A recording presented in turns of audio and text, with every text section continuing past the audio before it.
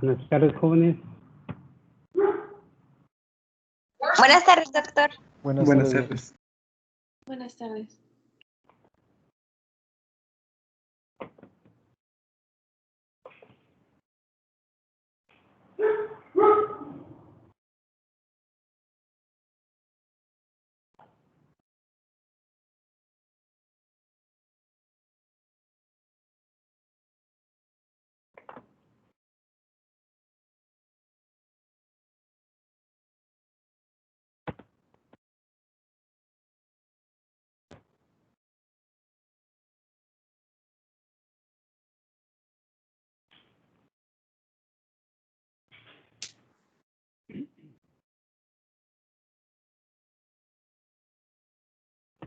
Bueno, jóvenes. Entonces, sí se oye, ¿verdad? Sí. Sí.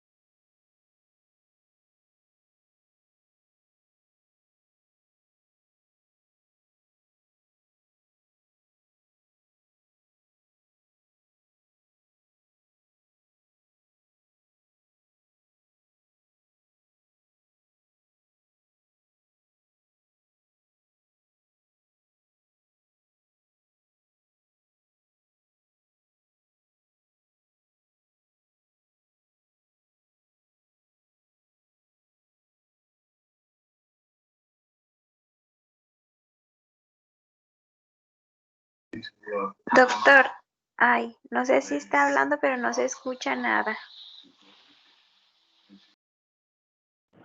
Es que como veo que está cambiando diapos, no sé, perdón. A ver, perdón. ¿Ya se escucha? Ya, doctor. Sí. Bueno, como me habían dicho que sí se escuchaba, por eso, bueno, repetimos. Decíamos que una vez que se lleva a cabo el proceso de despolarización auricular, el impulso llega al nodo auriculoventricular y en esta estructura va a sufrir un retraso fisiológico en su velocidad de conducción. Y este retraso es dado básicamente para permitir a través de la contracción de la aurícula un llenado adecuado de los ventrículos, el mantenimiento del gasto cardíaco. Ya decíamos que en sujetos sanos un 25 a un 30% del gasto cardíaco estaba dado por la contracción auricular. Y este retraso en la conducción que sufre el impulso a nivel del nodo B lo vamos a valorar en el electrocardiograma a través del intervalo que conocemos como intervalo PR. Que habíamos dicho ayer, este intervalo es la distancia que hay entre el inicio de la onda P y el inicio del complejo QRS. Y sabemos que este intervalo tiene una relación inversa con la edad y con la, bueno, una relación inversa con la edad y con la frecuencia cardíaca.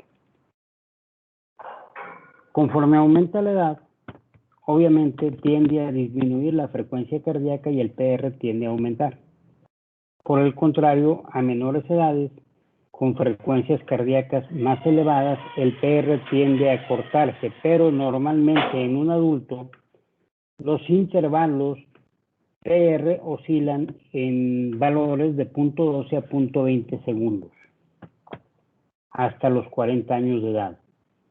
En el anciano podemos considerar como un valor todavía normal un PR hasta de 22 centésimas de segundo, 0.22 segundos. Les decía, una vez que se cumple el objetivo hemodinámico de mantener o de promover un buen llenado ventricular para el mantenimiento del gasto cardíaco, el impulso pasa hacia el nodo, hacia las de His, y de nuevo incrementa su velocidad de conducción, para de este modo llegar hasta los ventrículos e iniciar su proceso de despolarización. La activación ventricular, les decía, es importante tomar en cuenta esto. Siempre va a iniciar en el tercio medio del tabique interventricular del lado del ventrículo izquierdo, independientemente de si el ventrículo izquierdo está a la derecha o a la izquierda. Siempre va a iniciar del lado del ventrículo izquierdo. Y el proceso de despolarización de estas cámaras la vamos a sintetizar en 4 vectores principales. Un primer vector septal, que es un vector de muy pequeñita magnitud, que normalmente se dirige de izquierda a derecha, de arriba hacia abajo y de atrás hacia adelante. Este primer vector es el que me va a permitir, desde el punto de vista del electrocardiograma, localizar al ventrículo izquierdo. Y se va a manifestar 0.015 segundos después del inicio de la activación ventricular. Estas cifras que les voy a ir dando en relación a cada vector es importante que las recuerden, porque me va a servir para conocer los valores normales de la llamada deflexión intrínseca. Una vez que se activa el tercio medio del septum, aparecen a la vez varios segundos vectores. Un segundo vector septal, un segundo vector parietal izquierdo y un segundo vector parietal derecho. Sin embargo, como ya sabemos que el ventrículo izquierdo, que maneja presiones, tiene un grosor mayor que el del ventrículo derecho, entonces normalmente el vector parietal izquierdo va a enmascarar al vector parietal del ventrículo derecho. Entonces el segundo vector septal se encarga de activar el tercio inferior del septum y parte de la punta del ventrículo derecho. Este vector se dirige normalmente hacia adelante, hacia abajo y hacia la derecha.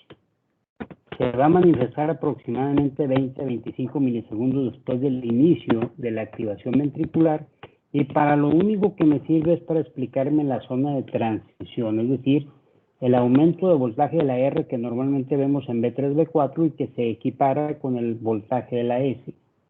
el cambio de una morfología de ventrículo derecho que vemos en B1, B2 a una morfología de ventrículo izquierdo que vemos en B5, B6. El segundo vector parietal izquierdo se encarga, como dice aquí, de despolarizar a la pared libre del ventrículo izquierdo. Entonces, este vector se dirige hacia la izquierda y hacia atrás. Y dependiendo de la posición eléctrica que tenga el corazón, si es una posición vertical u horizontal, por ejemplo, cuando estamos valorando un paciente enfisematoso, o cuando estamos viendo a una embarazada, un paciente con cirrosis que está muy ascítico, el corazón tiende a hacerse horizontal. Entonces, dependiendo de esto, este vector se puede dirigir hacia arriba o hacia abajo. Se va a manifestar normalmente 40 milisegundos después del inicio de la activación ventricular en el adulto y al final se van a activar las dos bases de los ventrículos, tanto ventrículo derecho como ventrículo izquierdo, pero la que se despolariza o activa en último término es la base del ventrículo derecho y esto me da origen a un tercer vector basal derecho que se dirige hacia arriba, hacia la derecha y hacia atrás. Este vector se va a manifestar 60 a 65 milisegundos después del inicio de la activación ventricular en el adulto. Conociendo estos cuatro vectores, al igual que lo que hicimos con la morfología de la onda P, pues vamos a poder determinar cómo es la morfología o cómo debe ser la morfología normal del complejo QRS en las 12 derivaciones. Vean en este esquema, precisamente tenemos aquí las cuatro cavidades del corazón, los cuatro vectores principales, el primer vector septal que se dirige de izquierda a derecha, este vector se aleja de B1, BL, B5 y B6 y se acerca a B1, B2. Como es un vector de muy pequeña magnitud, ¿a qué me va a dar origen el electro? A una pequeña positividad inicial en B1, B2, esta pequeña onda R, y a una pequeña negatividad inicial en el complejo QRS en B1, BL, B5 y B6, conocida como onda Q minúscula. Decíamos el segundo vector septal, que lo vemos aquí, este se dirige prácticamente hacia B3, B4 y esto que va a originar exclusivamente el incremento en el voltaje de la onda R en estas derivaciones, que va a adquirir el mismo voltaje de la onda S. Luego viene el segundo vector parietal izquierdo, que es un vector de una gran magnitud, es el más grande de todos los vectores, puesto que se encarga de despolarizar a la pared libre del ventrículo izquierdo, que es muy gruesa. Este vector se dirige, hacia la izquierda, hacia atrás. ¿Y a qué me va a dar origen? Aparte de la S importante de B1, B2, aparte de la S de B3, B4 y a la onda R de B1, de BL, de B5 y B6. Y al final viene el tercer vector basal derecho que decíamos se dirige hacia arriba, hacia la derecha.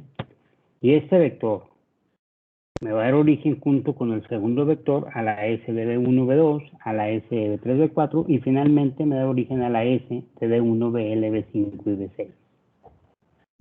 En D2, D3 y BF, lo habitual es el complejo QRS sea de tipo RS. La R por el primer vector septal y el segundo vector parietal izquierdo que se acercan a estas derivaciones, y la S por el tercer vector basal derecho que se aleja de las mismas. Y finalmente en ABR tenemos un complejo de tipo QR. Una Q dada por el primero y el segundo vector que se alejan de la derivación y la R dada por el tercer vector basal derecho que se acerca a la misma. Y en función de esto, bueno, ya tenemos cómo debe ser la morfología normal del complejo QRS en las 12 derivaciones. ¿Sí, jóvenes? Sí, doc. Sí. ¿Preguntas aquí?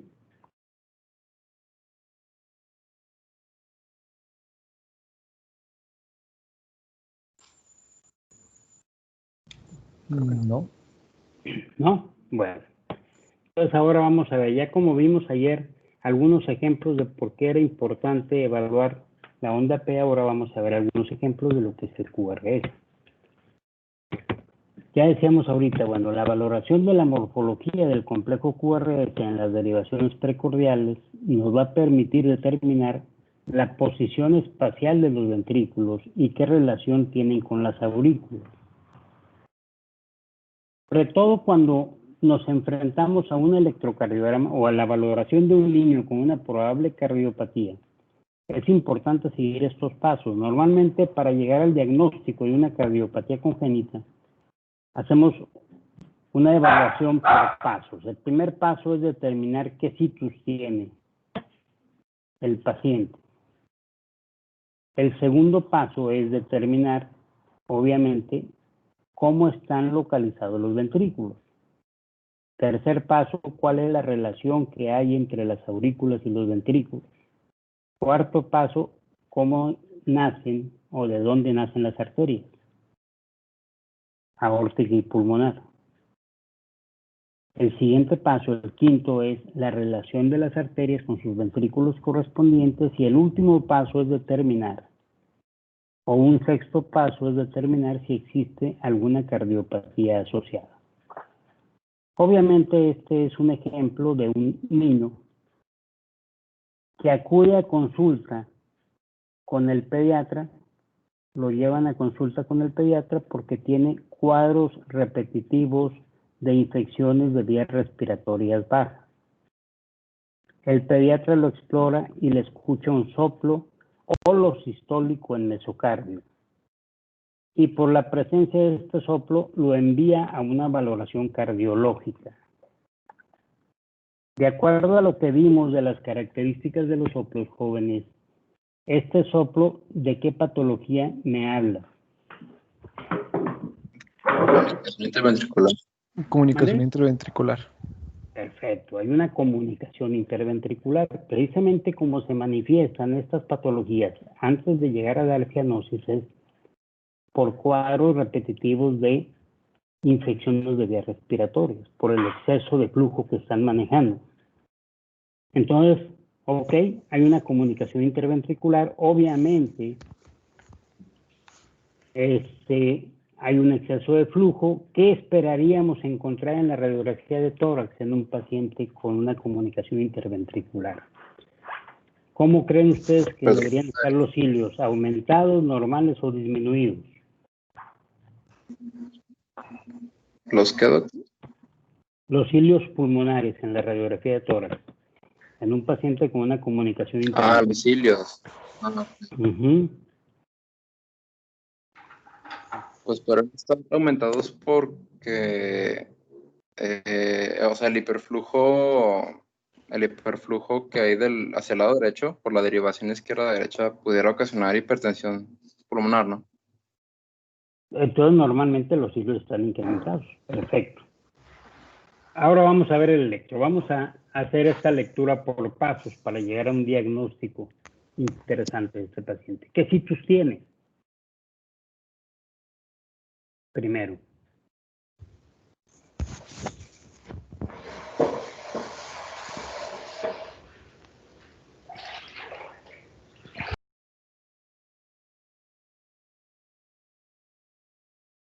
Parece sitio solito. ¿Qué, perdón? Síguenlo. Un sitio Sin miedo. solitos. Parece solitos. Un sitio solito, no parece, es un sitio solito. Tengo onda P positiva en D1, P negativa en BR, perfecto. Aurícula derecha a la derecha, aurícula izquierda a la izquierda. Ahora vamos a ver el complejo QRS en precordiales. A ver qué les parece este complejo QRS. Vamos a localizar a los ventrículos.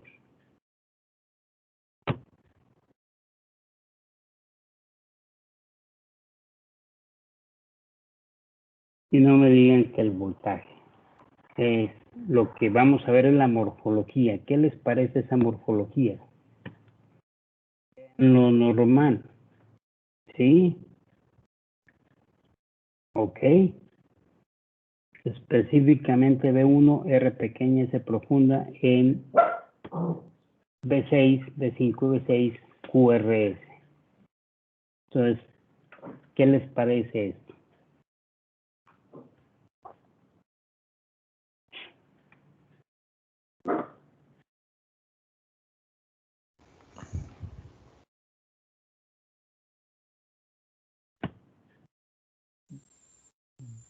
Pues tiene una desviación hacia el lado derecho, ¿no? Del eje.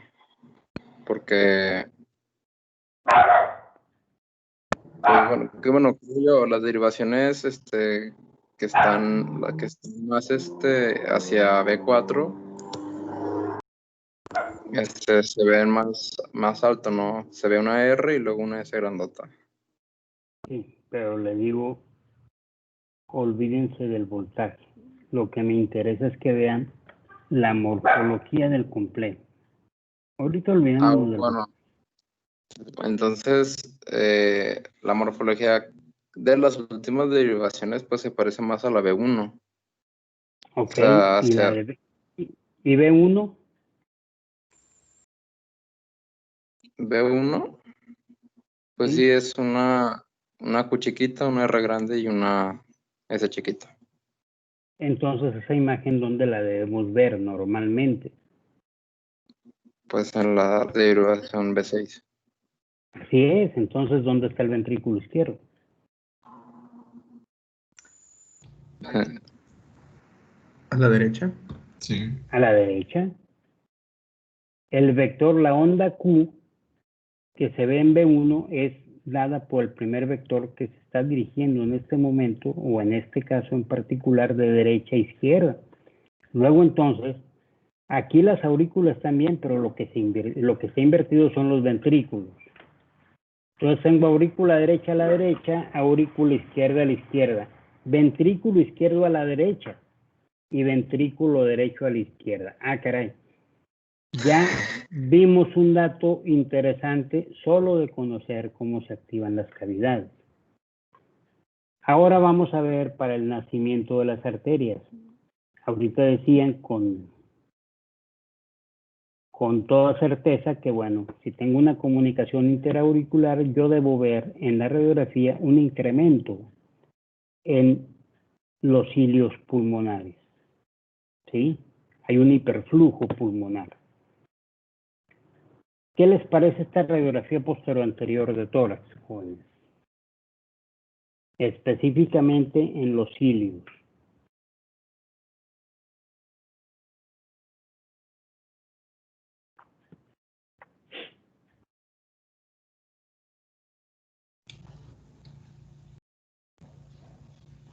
Pues sí se ven un poquito más aumentados de tamaño.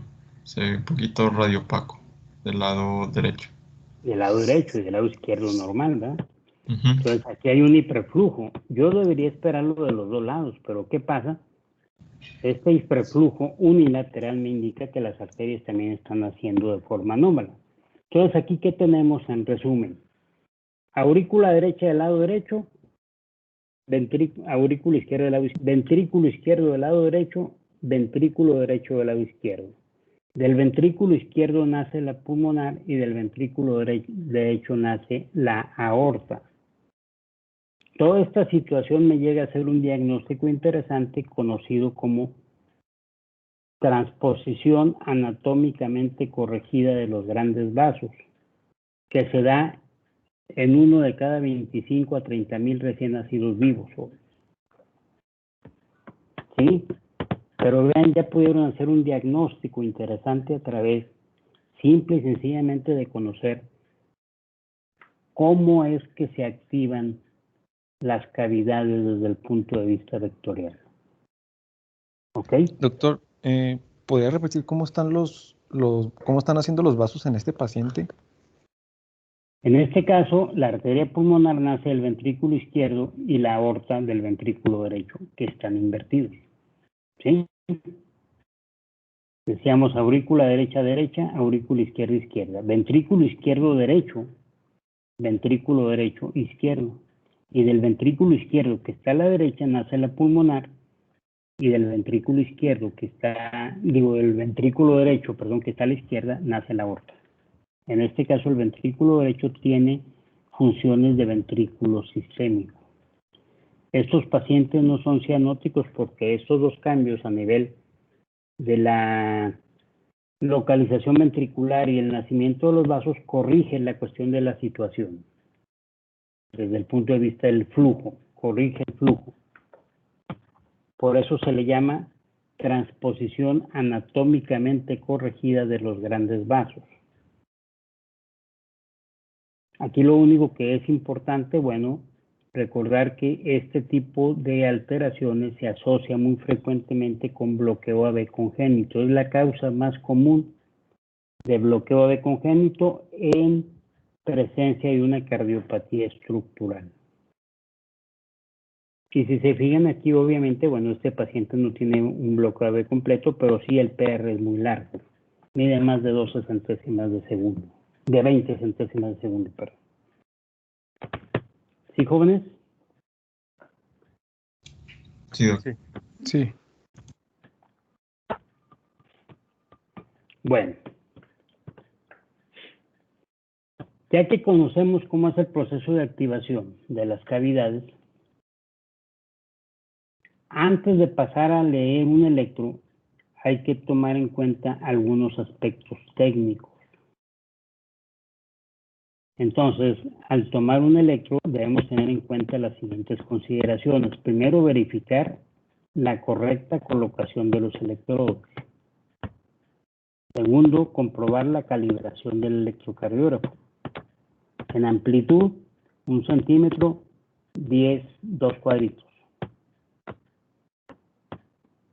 En velocidad 25 milímetros por segundo. Entonces, revisar la velocidad del papel, el correcto uso de pasta conductora y el uso de filtros y conexiones a tierra del aparato. Vean, este obviamente es un paciente con un electrocardiograma normal. Tenemos una P que va seguida de complejo QRS, la P es positiva en D1, en D2, en BF, negativa en BR, bifásica en B1 y positiva de B2 a B6. Cumple con todos los criterios para hablar de un ritmo sinusal normal. En este otro caso que pasó, tenemos onda P negativa en D1, positiva en BR, positiva en B6. Hay una discordancia entre D1 y B6. Esto me permite hacer el diagnóstico de una inversión de los grandes cables. Aquí de nuevo tenemos onda P negativa en BR, onda P negativa en D1, perdón, positiva en ABR, pero lo que llama la atención es esta, que está prácticamente en una línea isoeléctrica.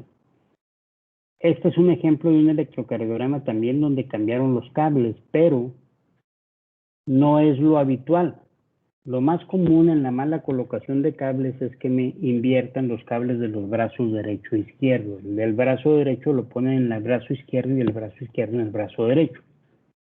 En este otro ejemplo lo que hicieron fue una inversión de cables entre el brazo derecho y pierna derecha. El cable del brazo se colocó en la pierna y el de la pierna en el brazo.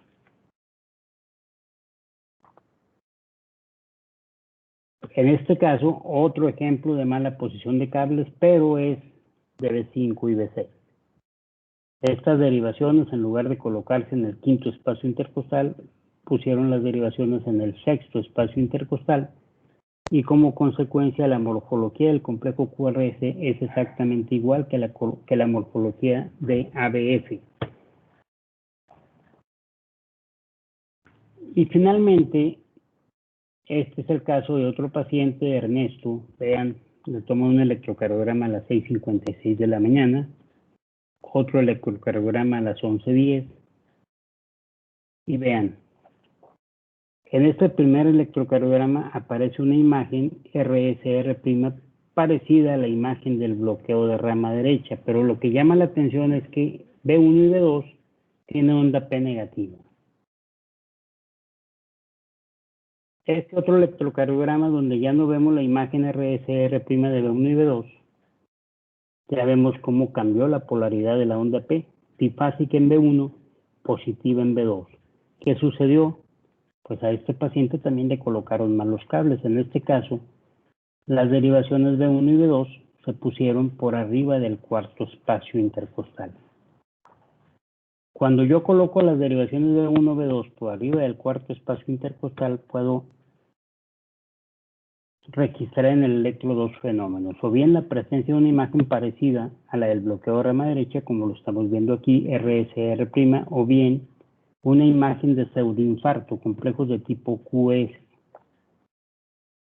En condiciones normales, el voltaje máximo de la onda R en B1 y B2 no supera los 3 cuadritos, 3 milímetros. Quiero que sepan que por cada espacio intercostal que nosotros colocamos las derivaciones B1 y B2 por encima del cuarto espacio, va disminuyendo el voltaje de la R en 1 milímetro. Entonces, si lo ponemos muy arriba, podemos obtener complejos QS. Y eso es un tip para cuando ya estén casados, que tengan hijos, que vayan a ir a marchar. Bueno, tómenles un electro, pongan los electrodos B1 y B2 por encima del cuarto espacio intercostal, genérenle un pseudoinfarto o una pseudo bloqueo de rama derecha, y sabes que no puede ir a marchar porque tiene un problema cardiológico. Ya cuando vayan a entrar a la escuela y que les pidan un electro, ya tómenselo bien. Oye, pues no estaba enfermo, sí, pero yo soy médico y ya lo curé. Entonces, una forma de evitar que los chamacos vayan a marchar.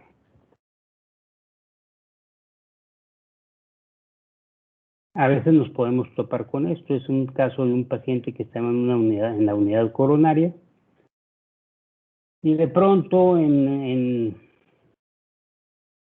ahí donde está la jefatura de enfermería, que tenemos todos los monitores, bueno, se vio este trazo. Está con una torsión de puntas, aparentemente. Y no, realmente esto era un artefacto. El paciente se estaba lavando los dientes y era un artefacto que simulaba una torsión de puntas, y la clave está en estas muescas que tenemos aquí. Estas no me las da una verdadera torsión de puntas, como lo vemos aquí. El signo de la muesca, el signo de Notch, que aquí vemos, esto me permite hacer el diagnóstico de un artefacto. Decimos, en este paciente era un paciente que se estaba lavando los dientes, es un paciente con una enfermedad de Parkinson. Total, no, esto no es para nada una taquicardia ventricular helicoidal. ¿Sí, jóvenes? Sí, doctor. Sí. Sí, doctor. ¿Preguntas?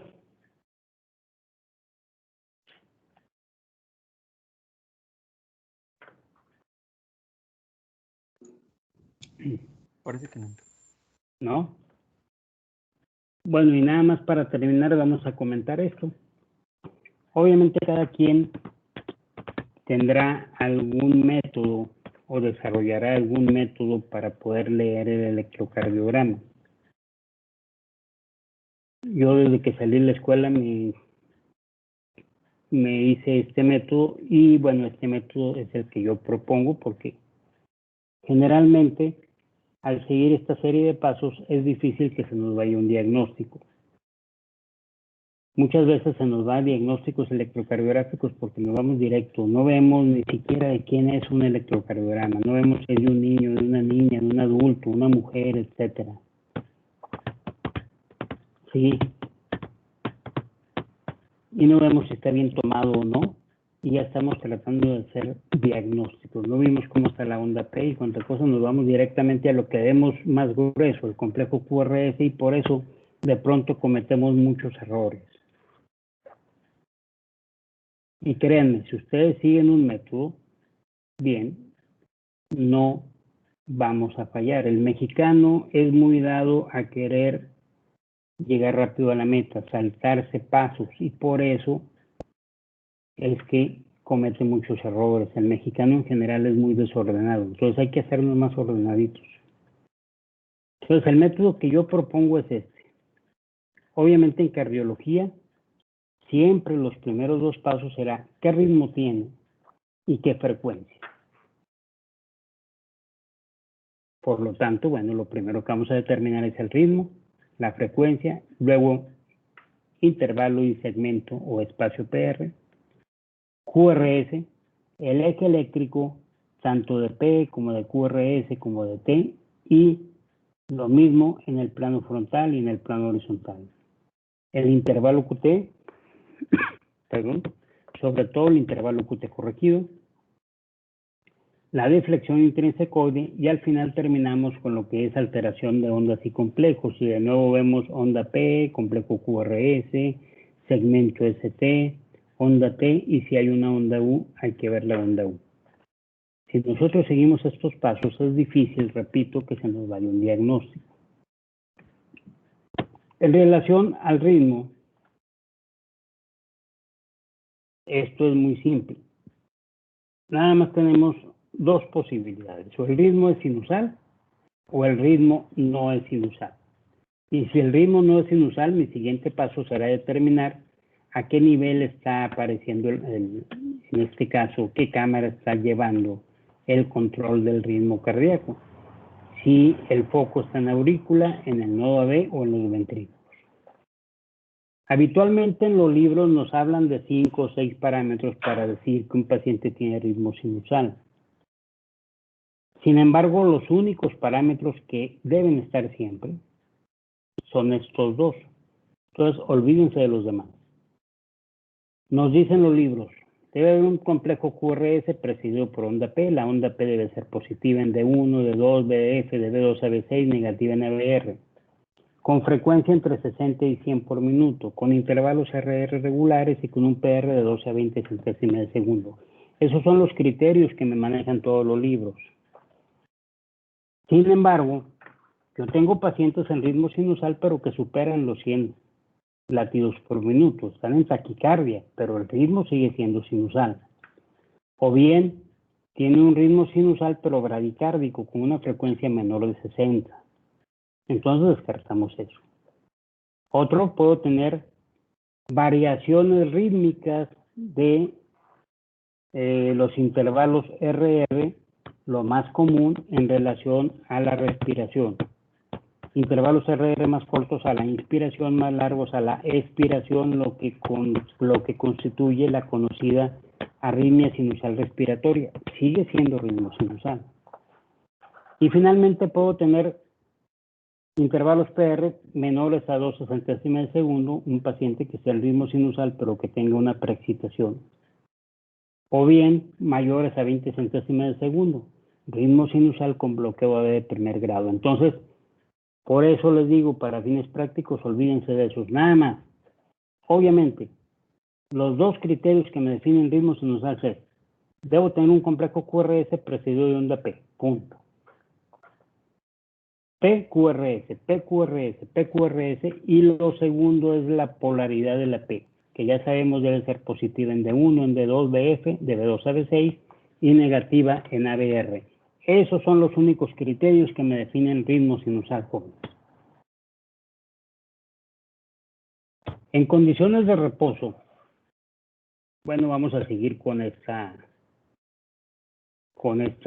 frecuencia. La frecuencia de disparo del nodo sinusal se comprende entre 60 y 100 pulsaciones por minuto, aunque recientemente hay algunas literaturas que dicen que es de 50 a 90, pero en la gran mayoría siguen manejándose 60 a 100, y en los exámenes les van a preguntar 60 a 100. Entonces, si se cumplen los criterios para considerar que un ritmo es sinusal, toda frecuencia que está por debajo de 60 constituye una bradicardia sinusal, mientras que frecuencias por arriba de 100 corresponden a taquicardias sinusales. Y ya habíamos dicho ahorita, existen a menudo, particularmente en niños, cambios cíclicos de la frecuencia cardíaca en relación con la respiración. Se acorta con la inspiración, se alarga con la expiración, es decir, cuando inspira el niño, ¡pum!, se activa la rama simpática del sistema nervioso vegetativo, se taquicardiza y eso hace que se acorte el RR. Cuando expira, se activa la rama vagal, se enlentece la frecuencia y eso hace que los intervalos RR se separen o se alarguen. arritmia sinusal respiratoria. Y ojo, esa arritmia es una arritmia normal. Cuando la escuchen, no nos manden a las mamás ahí histéricas porque tiene que ver a su niño un cardiólogo porque tiene una arritmia. No, esa es una arritmia normal. En los libros de cardiología pediátrica inclusive la denominan la arritmia de la salud. Nos preocupa cuando no existe la arritmia sinusal. Ahí es cuando sí nos debe preocupar. Nada más algunos ejemplos de frecuencias por arriba de 100. ¿Sí? Vean. Diferentes frecuencias por arriba de 100. Bueno. Entonces, no sé si tengan alguna pregunta, jóvenes.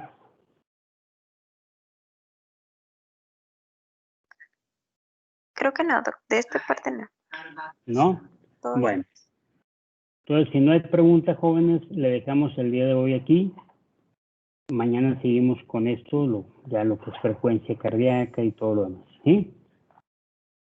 Muy bien, doctor. Muy bien. Ok, Muy bien, jóvenes. gracias. Gracias, doctor. De nada, que estén bien. Mañana. Hasta mañana. Hasta mañana. Igualmente. Hasta mañana. Hasta mañana.